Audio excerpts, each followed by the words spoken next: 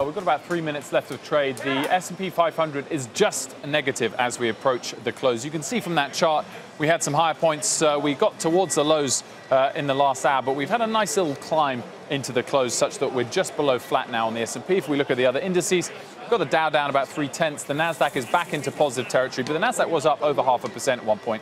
So we've certainly lost the peak of the day's gains as we approach the close.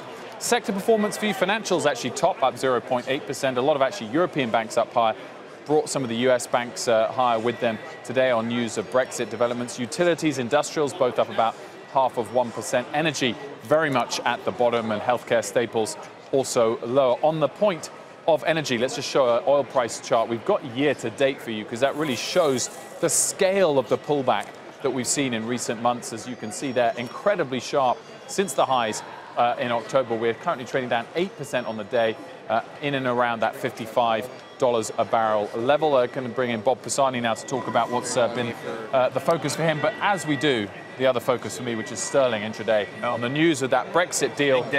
Big day. Positivity. This might be, did you say this might be the biggest day for Brexit? It's the biggest day for Brexit since the vote itself. Yeah. Tomorrow will be the cabinet meeting. We'll see if she can pull it together because she's got a deal from the EU. She has not got the agreement back home yet. And the customs union, the big issue. It's going to be a very binary move tomorrow, I think. We could see plus or minus 3% on sterling, depending if it goes well. Cabinet 9 a.m. Eastern time. Bob, back to today. What's been the main takeaway? That oil drop. Take a look at the new low list. Do you want to see what a problem this is? All the oil service companies are getting hit badly. Halliburton, Schlumberger, new 52-week low. There's the oil story showing up in the stock market story.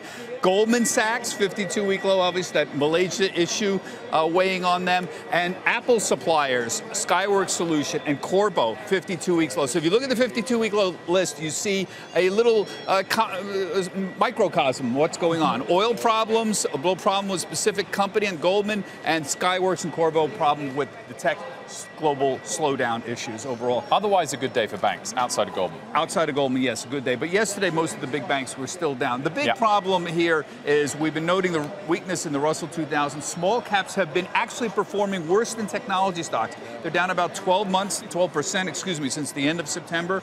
The NASDAQ 100 is down 10%. So the question is, what is this signaling? And we're not quite sure. The obvious implication is somehow the market is signaling that small caps, and particularly the U.S. economy, is not going to be as strong in the first half of 2019 because they are domestic by definition.